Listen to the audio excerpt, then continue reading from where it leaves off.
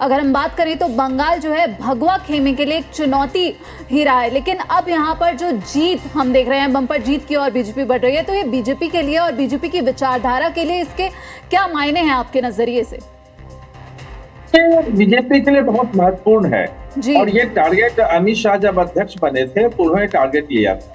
वो Amit Shah the March of BJP जो किताब है ये लिखी गई है उनके ऊपर, उसमें भी इस बात का जिक्र है कि जब उन्होंने 2015 में जब चर्चा की वहां पे कि भाई हमें वहां क्या करना चाहिए पश्चिम बंगाल में, तो आया कि वहां तो कुछ है ही नहीं। तो बोले कि भाजपा को कितने वोट मिलते हैं, तो बोले कि लगभग 3-4 लाख वोट भाजपा मिलते हैं वहां पे केवल, और मैक्सिमम 5 लाख मिलते हैं। बोले कि जब भाजपा वहां कुछ नहीं है तो ये 5 लाख लोग कौन है जो भाजपा को वोट दें, 4 या 5 लाख जो भी हैं वो कौन लोग हैं, इनको ढूंढो। और वहां से शुरू की। 2016 में 10% वोट था और 3 सीटें थी। 2019 में वो आप देखो कि वहां पे जो वोट था वो लगभग 40% हो गया, 18 सीटें जीती। 42 में से 18 सीटें भाजपा। 2021 के इलेक्शन में देख लें कि भाजपा वो जो अपना आधार था लगभग बचाने में 38% वोट रहा उसका, यानी कि प्रमुख और 77 सीटें हो गई, 25 गुना सीटें बढ़ी। ऐसे 77 बहुत कम है 2015 जो आई थी पोस्ट में, लेकिन वोट शेयर में केवल 10% का अंतर था। और ये था कि अगर वोट शेयर में 5% का भी हेरफेर हो जाएगा तो वहां पे भाजपा आ सकती है। इस बार आप देखें तो लगभग वही 45% के आसपास भाजपा का जो है वो वोट शेयर चल रहा है, और जो तृणमूल का वोट शेयर जो है वो 40-41% के आसपास चल रहा है, यानी कि 7% वोट इनका कम हुआ और वही 7% वोट है वो भाजपा का बढ़ा है। तो भाजपा के लिए मतलब खासतौर पर पर्सनल मिशन ये अमित शाह का था कि हमारे जो संस्थापक हैं उनका जो जन्म स्थान है वहां पे भाजपा की सरकार बने।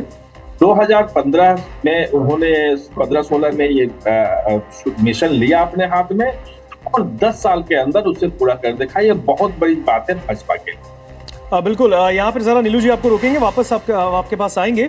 कुछ बयान सामने आ रहे हैं। देखिए, भारतीय जनता पार्टी की जीत पर बीजेपी के तमाम कद्दावर नेता जो हैं उनकी भी जो जोश है वो काफी आई है।